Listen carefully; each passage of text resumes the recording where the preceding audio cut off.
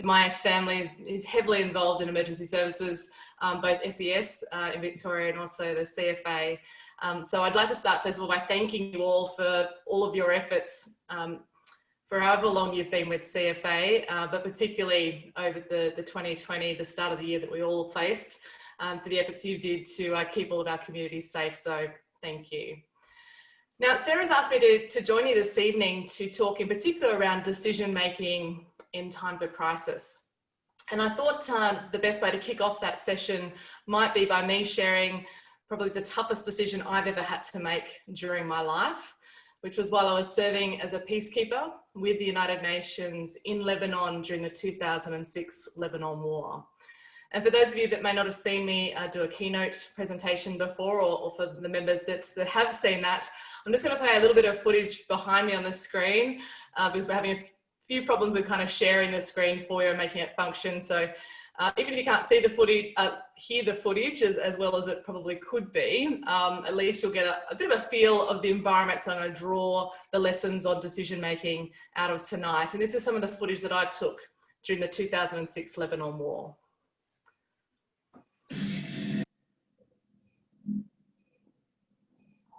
So I went to the Middle East as a peacekeeper, first to Syria and then Lebanon.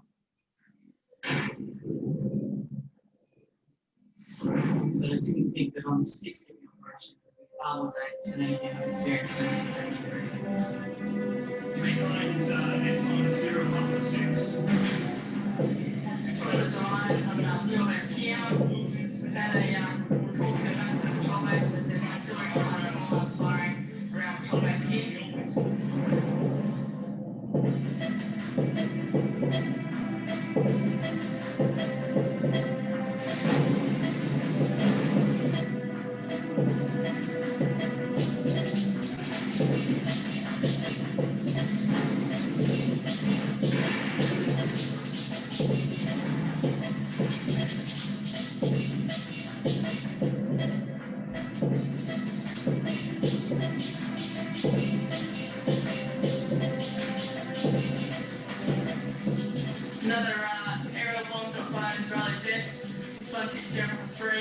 Large plumes coming off.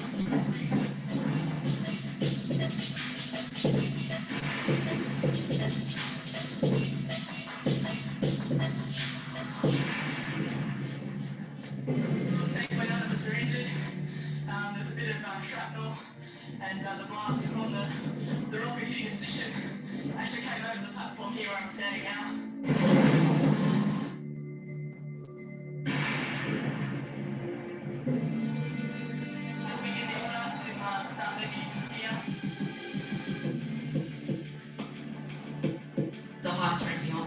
I assumed command of the convoy and was also responsible for navigation. Yeah, we're waiting to roll in and go through.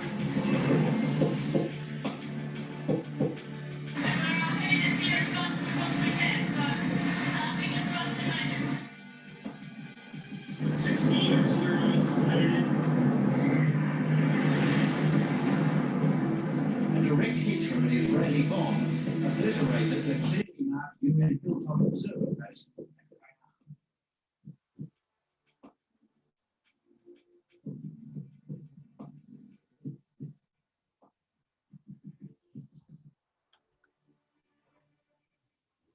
So the 2006 Lebanon War, this was the most terrifying, it was also the most challenging environment that I have ever faced.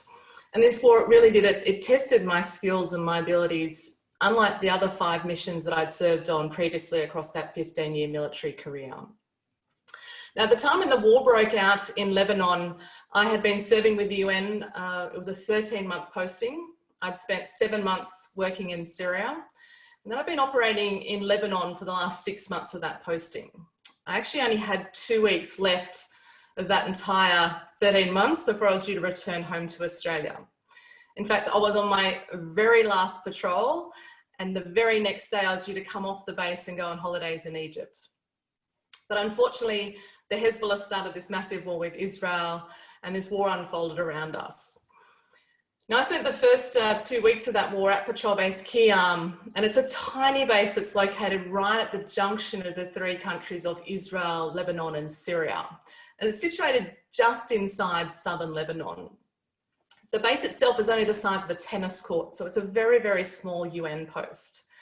I was the only Australian. I was also the only woman serving my entire UN patrol regions, both in Syria and in Lebanon. Now, at the end of 2 weeks of the war, and look, we had sustained so many near misses to Qiyam during those first couple of weeks of the war. We had near misses that had come from bombs fired by the Israeli fighter jets, their attack helicopters, Merkava tanks, artillery fire, as well as near misses that were coming from the Hezbollah firing their Katyusha rockets over us into Israel. So there were many times that I should have died in that first week or so of the Lebanon war. At the end of 2 weeks, I was tasked to command a convoy of UN armoured personnel carriers, 2 APCs, and also to command 16 Indian and Ghanaian infantry soldiers.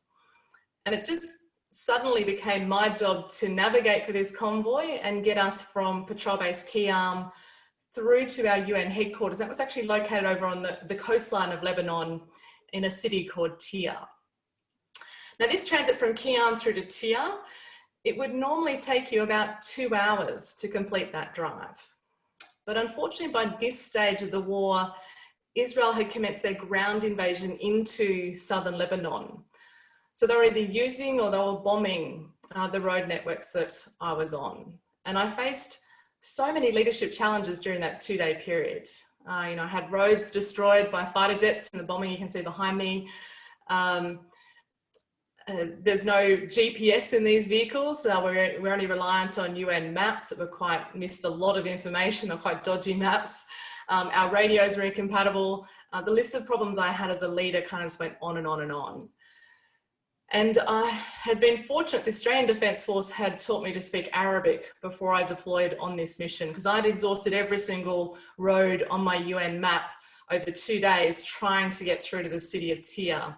And it was only by speaking with a Lebanese police officer who guided me to cut through a banana plantation using a dirt road, and we wouldn't normally have used the dirt roads due to the risk of landmines in southern Lebanon.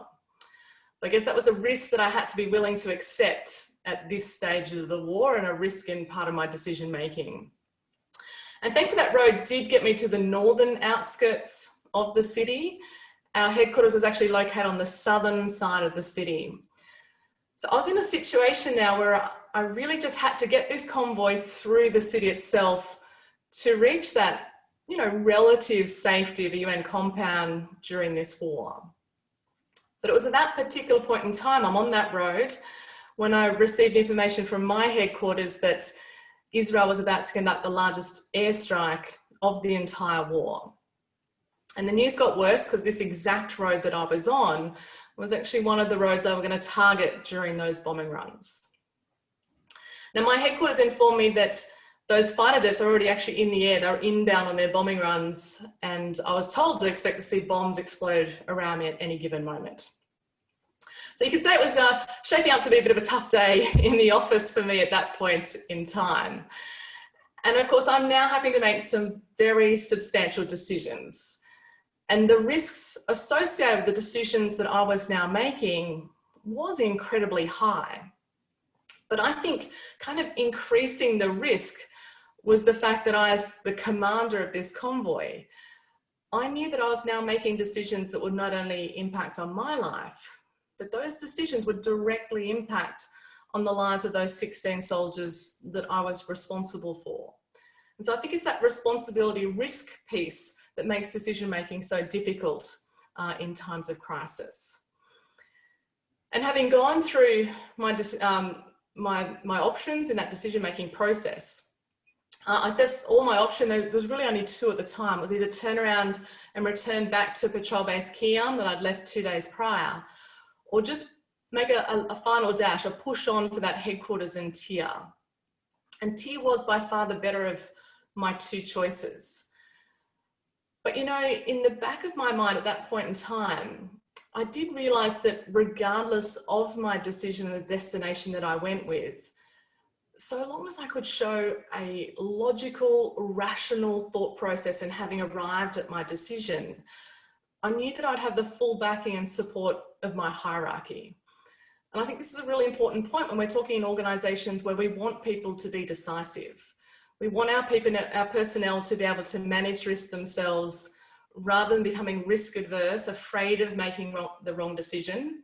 And therefore people tend to, if they're afraid of making the wrong call, they'll either delay the decision, which creates time delays, or they'll push those decisions to higher levels of the organisation. And obviously both of those factors have a frustration attachment to it. And in organisations like CFA, where we want our people to be nimble and responsive, then we don't want this to happen. So it's actually up to us as leaders to create these cultures within our teams and our organisation so that individuals can manage risk themselves and therefore be decisive. Particularly on places like the battlefield where we need people to respond immediately. And I imagine the same on the fire front, on that fire ground where you need people at times to step up and lead and be decisive. And we can come back and talk a little bit more about this in the Q&A. So anyway, it was my decision. I'd sought advice from my hierarchy. There were 2 UN headquarters operating in Lebanon at the time. And unfortunately, I got conflicting advice from those headquarters. One told me to return back to Kiam, that would be my best chance of survival. And the other said to push on for Tia. And that left me as the commander on the ground to ultimately make this decision. And I decided to make a dash for that headquarters in Tia. And you can probably imagine there was like really just chaotic scenes on the roads of Lebanon by now. And you saw some of the footage at the start of that package, which showed some of the footage on the roads during the war. There were panicked civilian drivers who were also trying to reach shelter. I was actually on my phone to headquarters, and I didn't foresee that my driver was going to do some evasive manoeuvring because of the bombing that was happening around us. And there are actually no seat belts in these particular UN vehicles.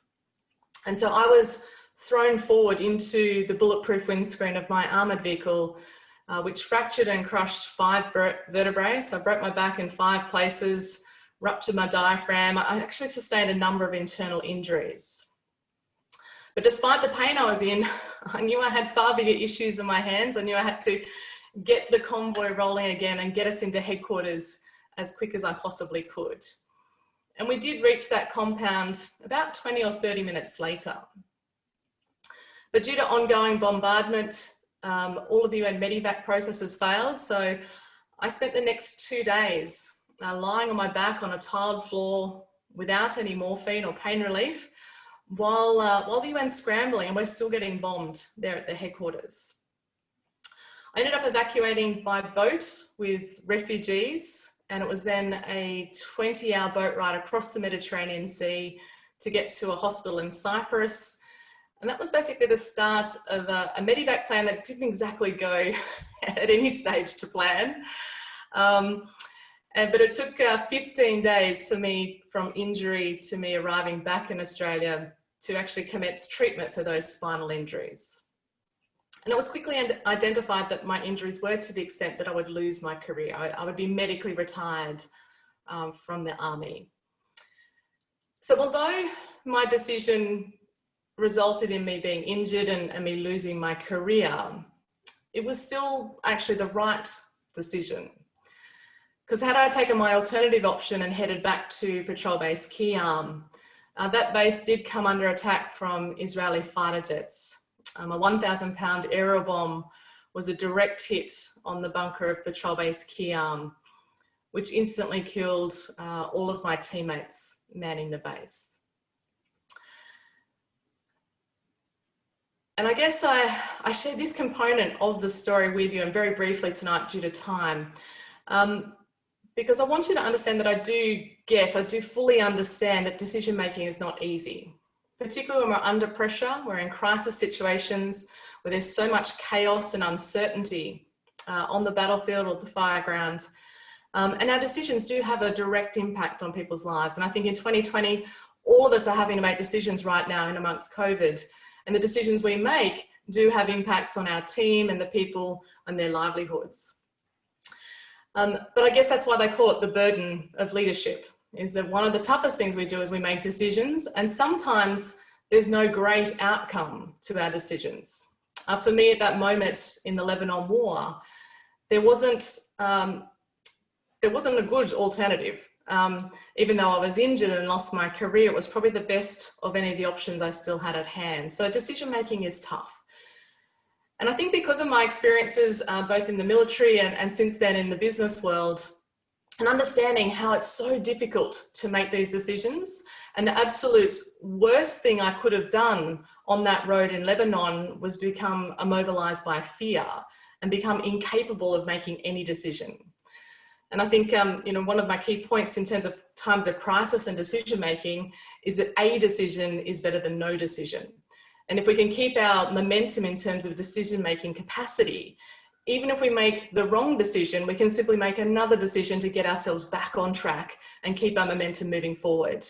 The problem comes in crisis moments, and I imagine the same on a fire ground, when we become in a state of shock or overwhelm and we have fear and we stop making decisions, then it's really hard to make that first decision to get going again. So we want to keep a momentum in our decision capacity.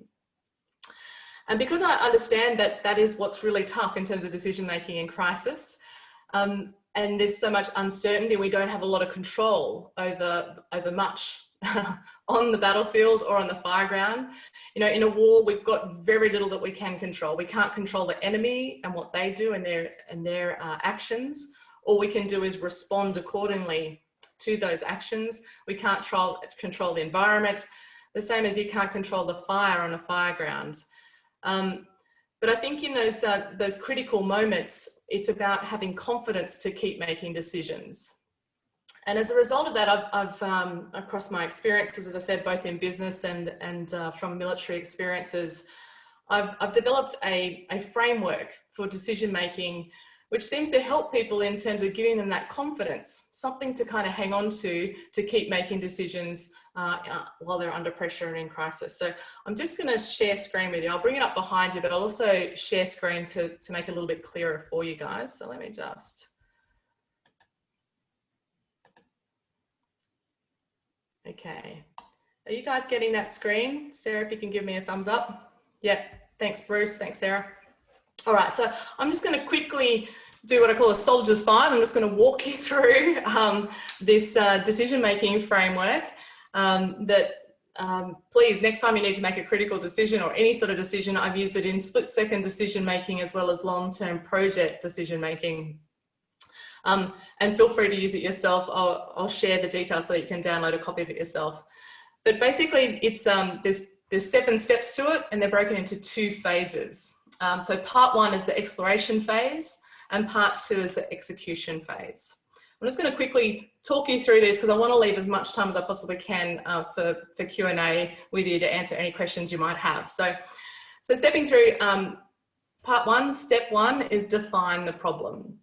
And it's here where we want to understand all of the key issues. Sometimes we jump in and make a decision without fully understanding the full extent of the problem. It's also the stage if you've got any stakeholders where you want to bring that stakeholder engagement in is right here at the very outset. And it's in part 1 that we want to ask more of the right questions. We then go into part 2, or step 2, which is brainstorming the solutions. And it's here you want to get really creative, and it's blue sky thinking, so nothing is off limits at this stage. You want to come up with every option you possibly can in terms of a decision. I like to bring my entire team in for this part of the process, and I also want to try and get above and below me if I possibly can in terms of the hierarchy.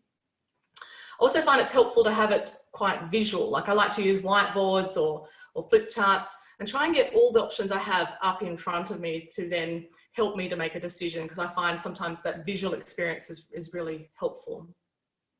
We then go into step 3, which is collate and refine the solutions. And it's here that I want you to pay attention to your gut instinct. And I think our gut drives us in terms of our previous experiences. And so it's here, if something doesn't feel right for you, just completely eliminate it off the list as a potential decision. It also might be the stage where you might find that if you need to bring in top cover, this is the point of the process you want to do that. We're then going to step 4, which is where the bulk of the work of the first stage of the process is done. So we're going to look at the risk factors and contingencies for each of the options that we've come up with. So it's here where we assess the pros and cons of each option, each decision you're coming up with.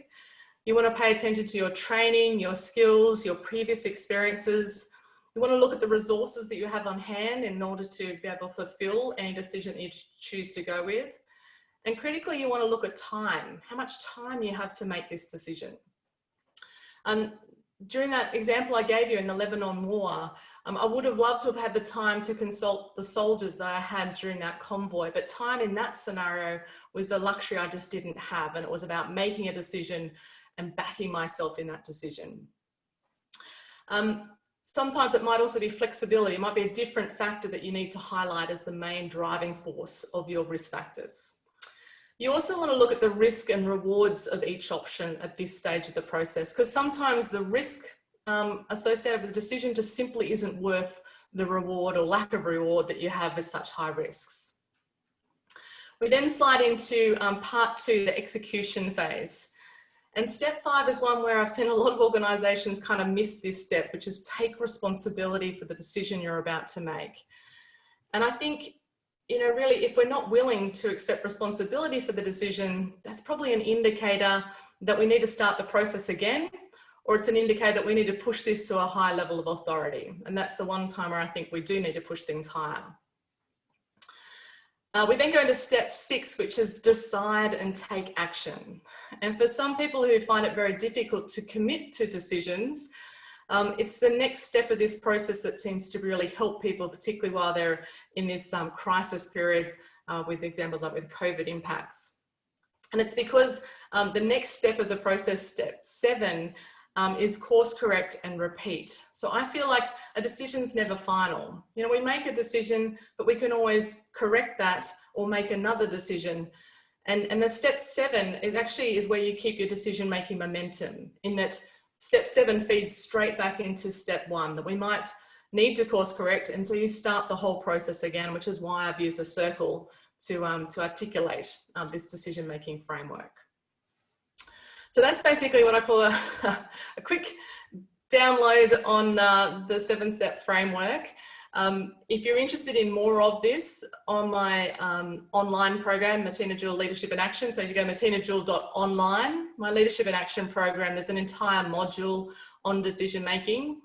Because decision making seems to be such a popular thing right now this year, with so many people struggling to make decisions under pressure, we've made this so you can have a sneak peek of this module where you can actually download this framework. You can look at the workbooks, and you can also watch the video associated with the decision-making module for free. So if that's helpful, go to matinajewell.online. But I'm now happy to hand over to Sarah. I'm in your hands to kind of moderate some Q&A. And I'd also invite you guys, if you've got questions, to use the chat function so Sarah can help guide us through any questions. But I'm here to answer anything that might be helpful to you. Thanks very much, Matina. Right, we've got the first question. Someone obviously had it already typed in there waiting.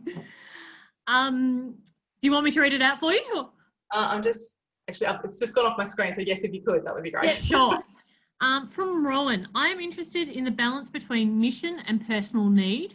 You made the decision to leave Team Sierra for TIR versus the Collective Observer Group, Lebanon, mission at OP Kiam. And we have to balance protecting our individual property versus fighting with our brigades in the collective. How do you balance the collective versus the individual requirements? And when there are casualties, how do you reconcile that in an enduring and sustainable way? Right, there's quite a few. There's quite a few things in there. Let me break down. So, so leaving Patrol Base Kiam, I mean, I was ordered to leave the base and to move into TIR. We'd done actually a team rotation, so I'd been replaced by one of my fresh personnel from my team, and was tasked to do this convoy into TIR. So, you know, at the time, the rest of my team was sort of begging me not to go, to actually disobey the order, because it did seem like a suicide run. In fact, initially when I was ordered to move to TIR, I was told to hop in my Toyota Land Cruiser. The UN used just soft skin vehicles.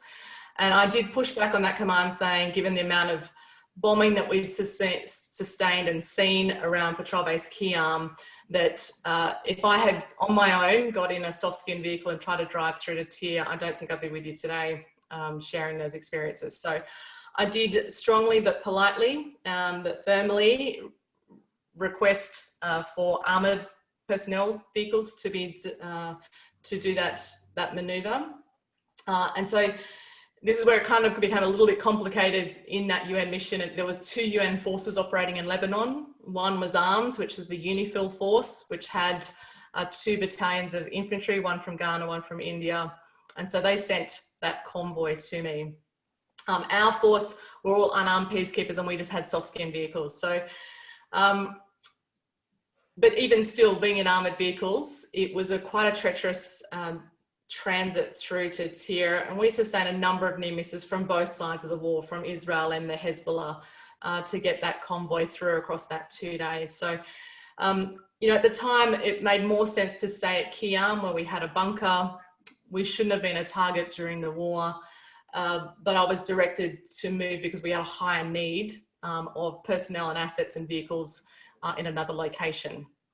So I think, you know, military and similar to firefighting, in that, you know, sometimes where you are on the ground, you haven't got that strategic view of what's happening, and you need to have faith in the overarching mission of what the force is there to do. So in the end, I followed that direction, followed that mission to go through to Tyre. We had the right amount of personnel at Qiyam to sustain operations there.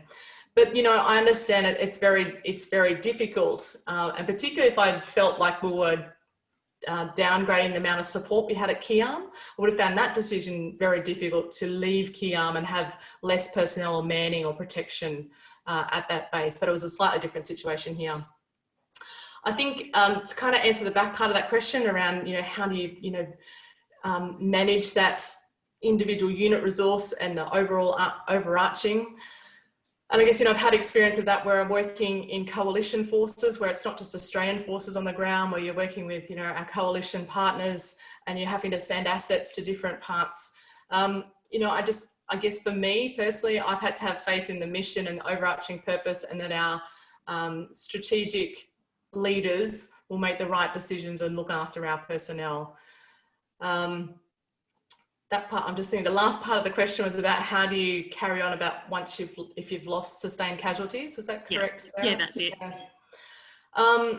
Again, look, this is very difficult, and I'm sure it's probably so really close to home for some of you. I'm not sure exactly what parts of the region you're from, but, you know, knowing we lost firefighters early this year in the 2020 bushfires, it is really hard to kind of pick up and continue operating. But I think certainly from my experiences in a professional force like an Australian Defence Force, the purpose of why we're there, and I think the camaraderie between our teammates, they would want us to continue with the mission, gets us through those hurdles. It doesn't make it any easier. It doesn't lessen the load.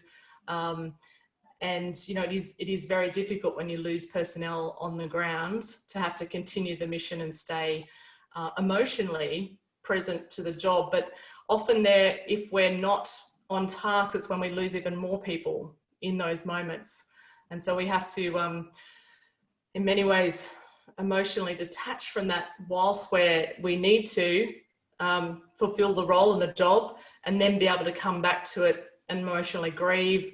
And if you have the luxury of being with the rest of your team at that stage, I think that's where you have that benefit of relying on each other for that emotional support when you do have the luxury of being able to grieve when you're off the battlefield or off the fireground. Thank you. Can you share on any tips on maintaining composure when making decisions under stress? Yeah, fantastic. I think one of the things I want to share with making those pressure decision moments and tips for that. I've been working only just this year with a leading neuroscientist who's kind of highlighted to me the importance of breath. And I've just finished filming a resilience program, which I'm about to launch. And one of the things I'm talking in there is about in that moment when the Mayday call goes over the radio, or, you know, that moment where I'm told we're about to be bombed and you have to make decisions. The first thing I seem to do in those moments is actually breathe and take a big, deep breath in. And I know that sounds really simplistic, maybe a little bit obvious. It's very low tech, but it's actually vitally important that we do breathe during those moments of crisis, because it avoids us going into a state of shock or then operating from a fight or flight mode. To make the best decisions in crisis, we need to oxygenate our brain, and we need to be operating from that prefrontal cortex of our brain where we can make rational, logical decisions. And if we can't do any of those three things if we're holding our breath. So one of the important things is to breathe. And I think many of you would have seen people in a crisis moment, maybe it's an accident on a fire ground, people that hold their breath. And the best thing you can do when they've gone into a state of shock and are holding their breath is just to gently encourage them to take a little breath in and just, get their breathing back, because that's where you'll make the best decisions if you're breathing. I think that also take the pressure off ourselves. I know personally I'm my toughest critic, and in all of those moments, that whole 2-day transit through the war zone, so much pressure on my shoulders to do a good job. And there was a lot that was out of my control. There was a fair bit of luck involved in not being hit by a bomb. But all you can do is make the best decisions with the information you have at hand, the resources you have available to you right then and there. And so long as you're doing your absolute best every single moment, that's the most that any of us can ask of ourselves, or our teams can ask of us. And we can always make another decision later to get, if new information turns up. But I think in those moments, there's enough pressure on us as it is, rather than putting extra stress and pressure on ourselves as well. So for me, it's often about saying, just do your best. Just have a crack, do your best, and you're enough. You are enough. You've got the skills, and back yourself. Probably another one I think is in times of crisis is focus on flexibility. When there's so much uncertainty and you have lack of control, choose options or decisions that give you the most flexibility to change direction if you need to as the situation evolves. So there's probably my top 3. Thanks. From Bruce, with the team of 16 in your convoy, how did you earn their respect quickly and ensure they followed your command, particularly as they were from different nations, which totally relates back to us leading strike teams from different brigades across the state, or even different agencies? Yeah. Look, and I think, throughout my entire career, for 15 years, I was the only woman in command of an all-male team. And so I'll often talk about building trust, earning respect, building rapport with your team. But in that moment in Lebanon, jumping into that vehicle convoy, I had never even met those soldiers before, never, let alone worked with them, had absolutely no idea of their skills, their experience levels, how to communicate with them, any of those things that you would normally have as a leader of a team. And here you're out to step into the toughest situation. And obviously my appearance doesn't really help in some cultures. When you're dealing with men, certainly so one of the reasons why I learned to speak Arabic was because previously working in the Middle East, I found the Arab soldiers either wanted to spit at the ground, wouldn't look at me, wouldn't take direction, or they wanted to marry me. No one just wanted to work with me. And as a leader, it was really hard trying to find a tool. So, I learned to speak Arabic so I could, communicate with those guys. But the same with the Indians and Ghanaians. Thankfully, with both of those countries, they have a great deal of respect for the rank. And particularly in India, it's a class system that officers come from a very high class in society, that you can't just join the military and become an officer. In India, you have to be born into a family that allows you to have that rank and privilege.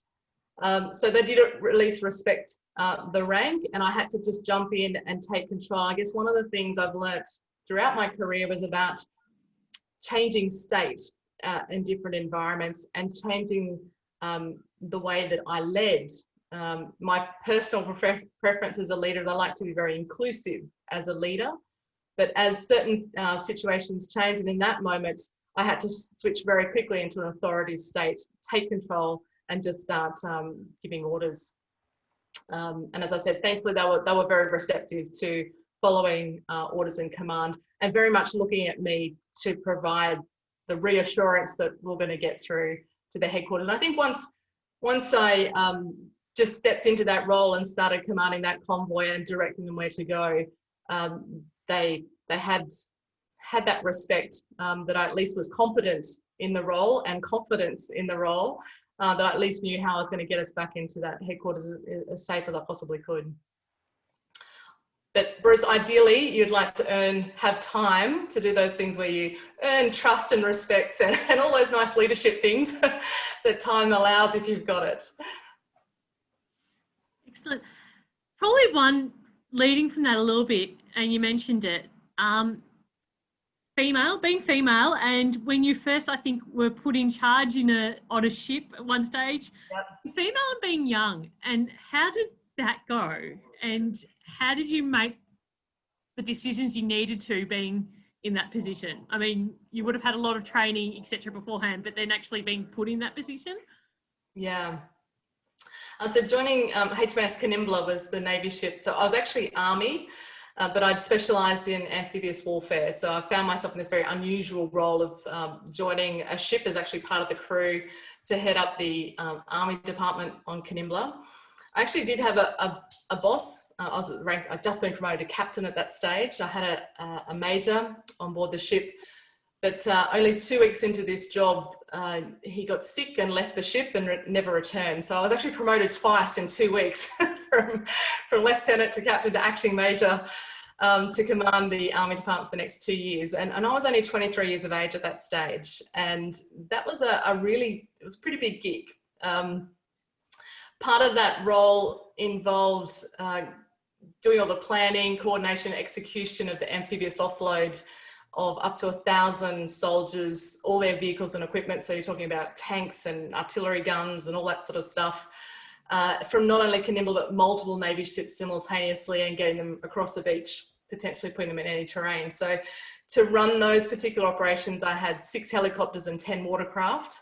And I had my own crew of soldiers. I had 20 soldiers, but at times had up to 1,000 that I was responsible for. So a steep learning curve. I'd say I was completely thrown in the deep end in that role, but I had incredible senior soldiers. My warrant officers, my sergeants and my corporals were all fantastic. And obviously these guys are specialists in their skill sets.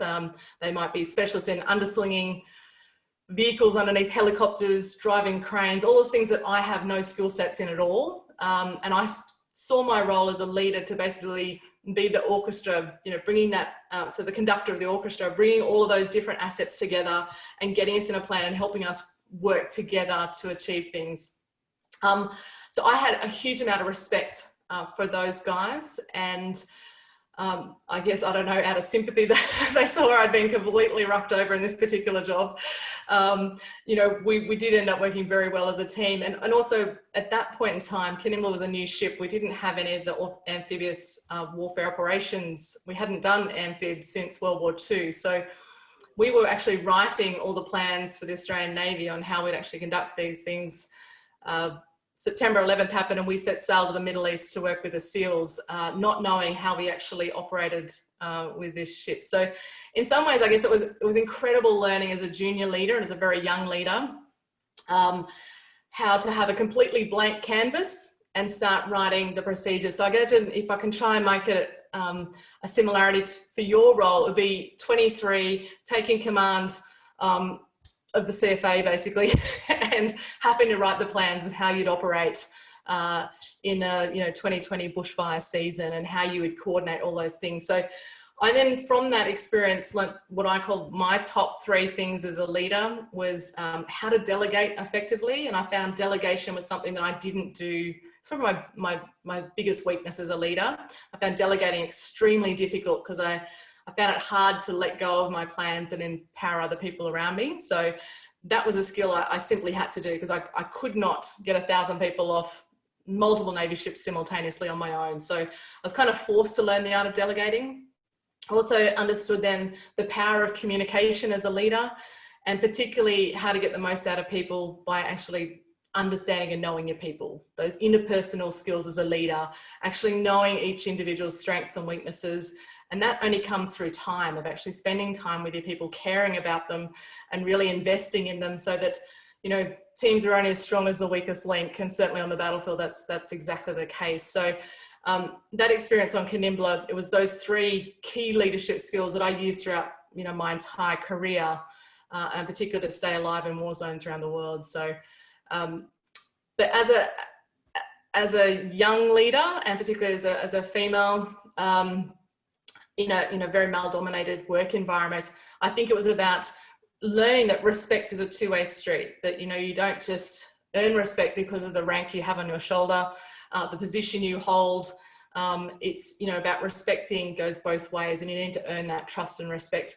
And I think really important in our sort of roles where you are making decisions where people's lives depend on what you do, you need to earn that trust and respect rather than demand it because of the position you hold. So that was a key thing I learnt, particularly given my gender appearance and age at that stage, and that, you know, a number of my senior soldiers were old enough to be my dad. So it's just one of those rank structures. Totally understand that. That was very similar to when I first started in CFA, and some of them were my dad. Or had known me since I was born. So yeah, that was a very one. Next question from Ez. Your balance between reviewing decision post-incident and not getting consumed by pulling apart the tough decisions post-event. Yeah, great question. Look, I think it's really critical that we do that. And I guess if one of the things I could highlight between military and sort of my experiences now in sort of the corporate business world is the speed and frequency that we do debriefs. I'm always fascinated when I see businesses that don't actually do debriefs. It is pointless us waiting till the end of the war to run a debrief. We do a debrief after every single patrol because it's vital that we get the information from the battlefield, and we share that not only within the team, and I'm sure this is the same for CFA, you want to get that information as wide and as far as you possibly can. So it's shared debrief within the team, it then goes up the hierarchy and across the coalition force, because again, there's no point the Aussies holding some great battlefield intelligence and not telling the Americans, the Canadians, the British about what we've found until the end of the war. So I think it's critical that we do debriefs. Another thing I found very different between business and military is that we are very open about our near misses and our stuff ups, and there's no judgment attached to it. It's about saving lives. So, you know, we are quite open about saying, we completely stuffed this up over here, we almost killed somebody, let's make sure that no one else does that. And we don't try and hide those near misses. Whereas what I've seen in business is organisations that have these silos where they don't want to tell each other. And it's like, but your overarching mission and purpose as a business is not the individual silos. So you need to open up that communication and share that information. And we need to, as leaders, remove the judgment from it if you want people to come forward freely and sharing where it's gone wrong. Yeah, excellent. And actually on that, we actually are talking about debriefing next week. We've got a Canadian coming and talking with us, so yeah, it'll be good. Next question, moving from defence to civilian life, how did you manage that considering you were forced to due to your injuries? It was a struggle.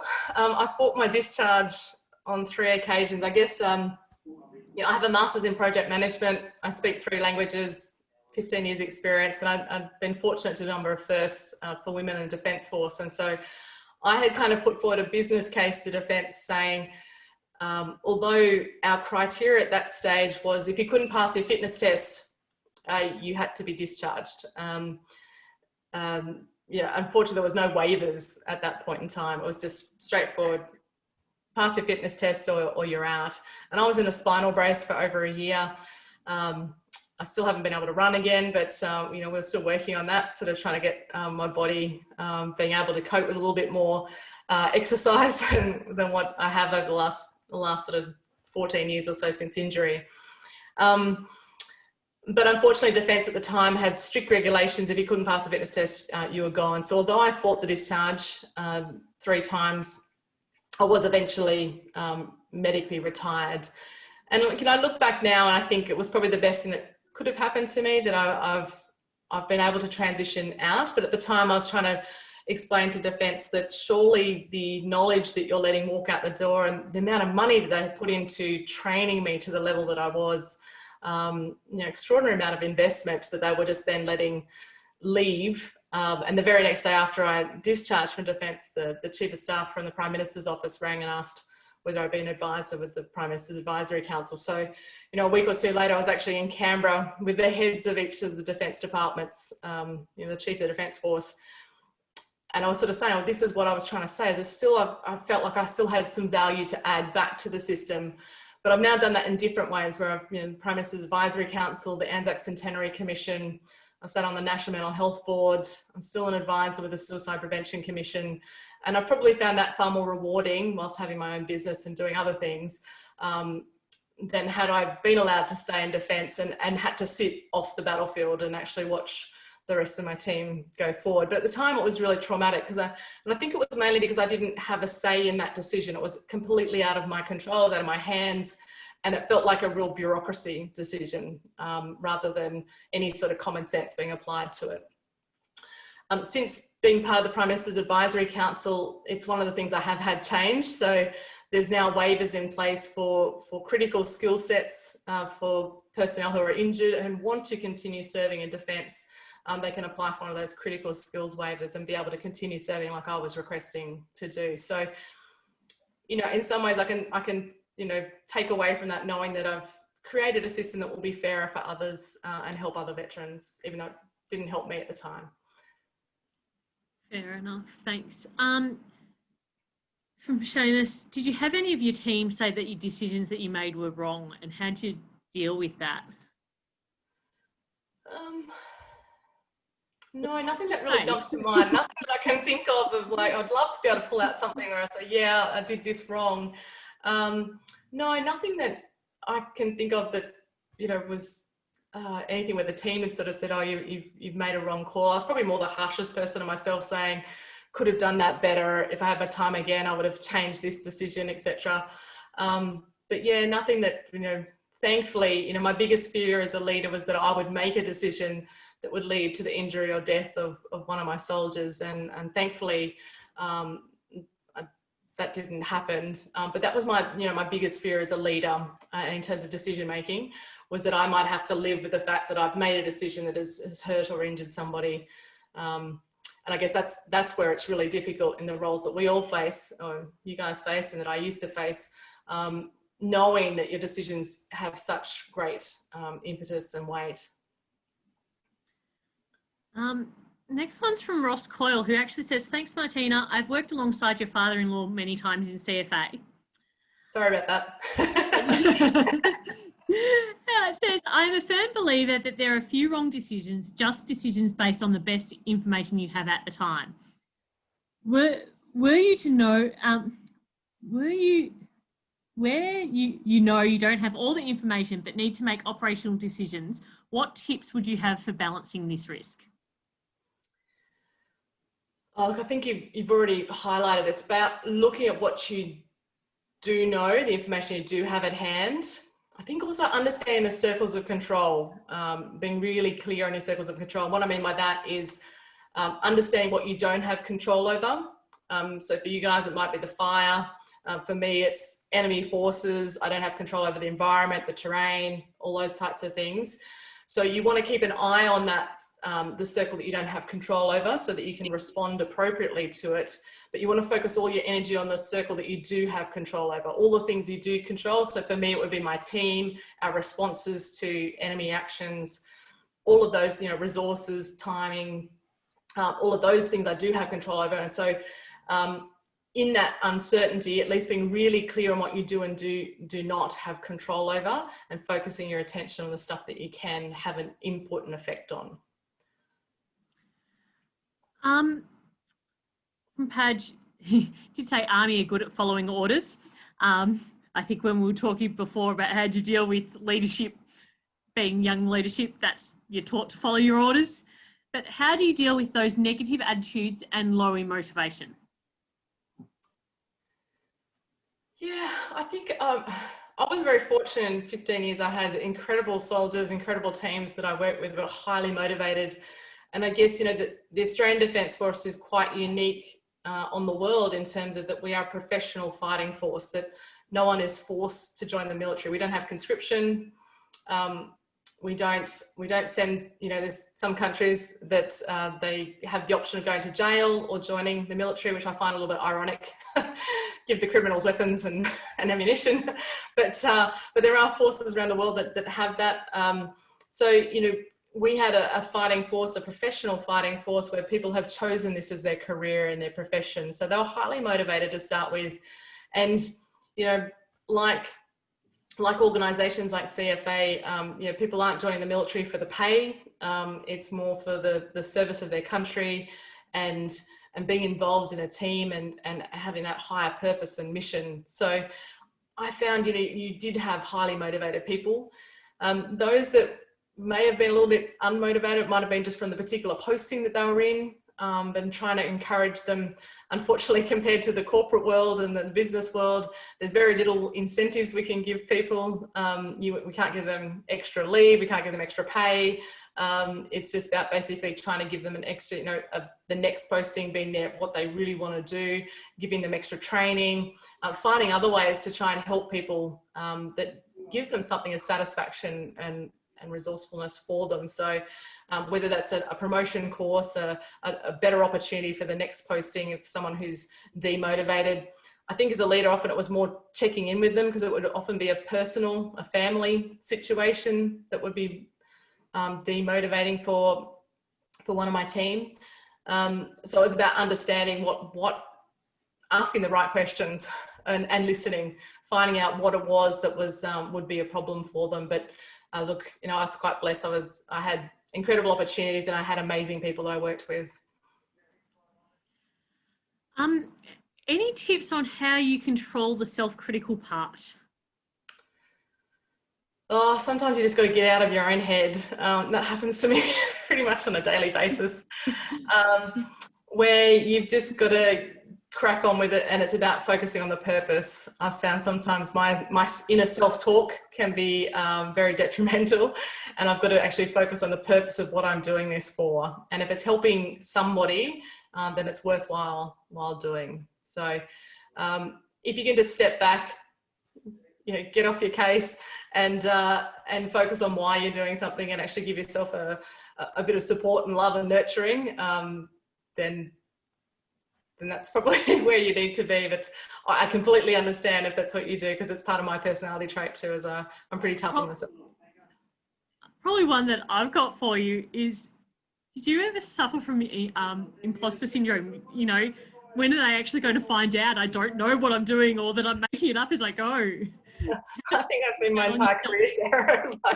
Because I was continually just thrown in the deep end, and you know, and then in some ways it was amazing to have these extraordinary experiences, you know, doing a number of firsts. I was the first woman in the Army to be a Navy diver, to fast track from helicopters, all of these things where I kept being pushed into roles that I didn't have as much self-belief as obviously what my commanders had in me.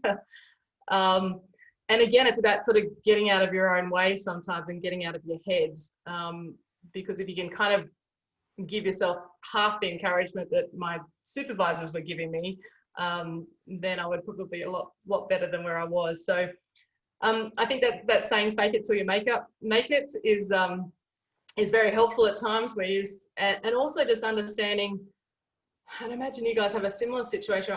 I didn't have a choice half the time. You know, I was deploying to the Middle East, having to write Navy policy. I was plagiarizing the British and the US amphibious warfare manuals, trying to work out how we would do operations on Canimbla.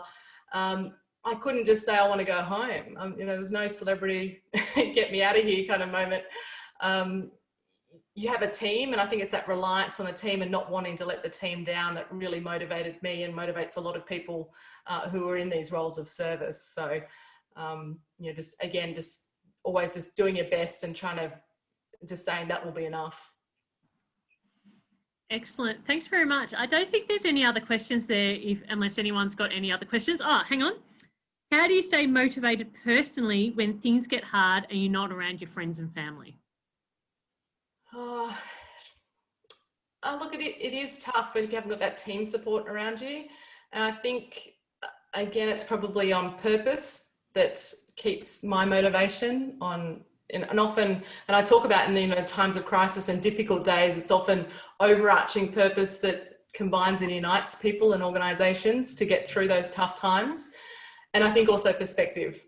You know, anyone that's seen my keynote, I'll talk about, you know, the lens as Australians, we're so fortunate we get to choose the lens that we see the world through each day. And I think if you've had if you've ever had the experience of going to a Palestinian refugee camp in Syria, or some of the places where I've worked, you know, it gives you a new perspective on life and how fortunate we are to be in Australia. So anytime I'm having a bit of a woe is me moment, I kind of try and take that perspective, a step back, and just be thankful and flip it into, I'm so thankful for the things that I do have, even with all the restrictions this year, that there's always something positive we can take away from each day. Excellent, thanks. And I can understand that. For me, I rely on my team, and you make a team your family. Yeah, absolutely. And you know what, and in crisis, you want to draw on the comedians in your team as well. I mean, humor is so powerful in crisis moments. It builds resilience. And so even if, and you don't need to do that as a leader, you just need to empower the comedians you do have to let them help the whole morale lift within the organization. And so, you know, humor has that delightful gift of giving us a break, breaking tension in stressful environments. I talk in the book about a situation where Wolf, my Canadian teammate, and I were up on the rooftop of Kiam doing observation duty during the war, and 2 Israeli attack Cobra helicopters just sort of popped up over the ridgeline and fired 2 Hellfire missiles that sort of crisscrossed in front of our base. And so this would have happened in a split second, but and impacted near misses to our base. We had a lot of shrapnel coming in, and I had just given Wolf a cup of coffee. I basically just put the cup in his hand when these missiles you know, whirred and came past us. And so instinctively, we know we've dived for cover. And it was this terrifying moment of seeing this level of force and being at the receiving end of that type of weapon system.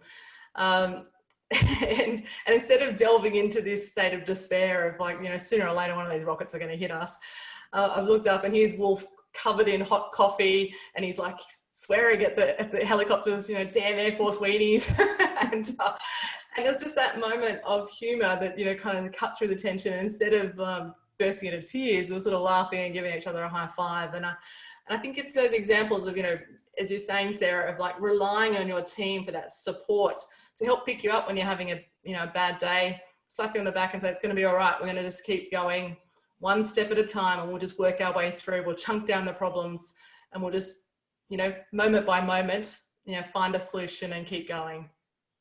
Yeah, really, honestly, your team are the only ones that know what you've been through. Yeah, absolutely. Yeah. Because they've been through it with you. One final one, fatigue management as a leader and managing of your fatigue.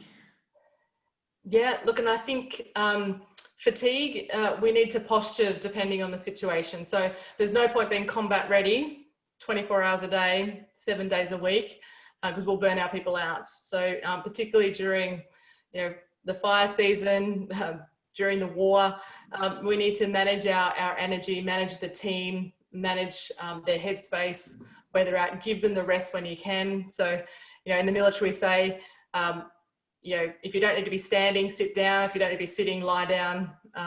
You basically get the gear off so that you're not, you know, stand there with all the body armor and all the weapons ready to go if the enemy's nowhere in sight. So it's about understanding and adjusting our posture appropriately to the environment, and you know, keeping an eye, checking on your team and keeping an eye on their energy levels and their welfare levels.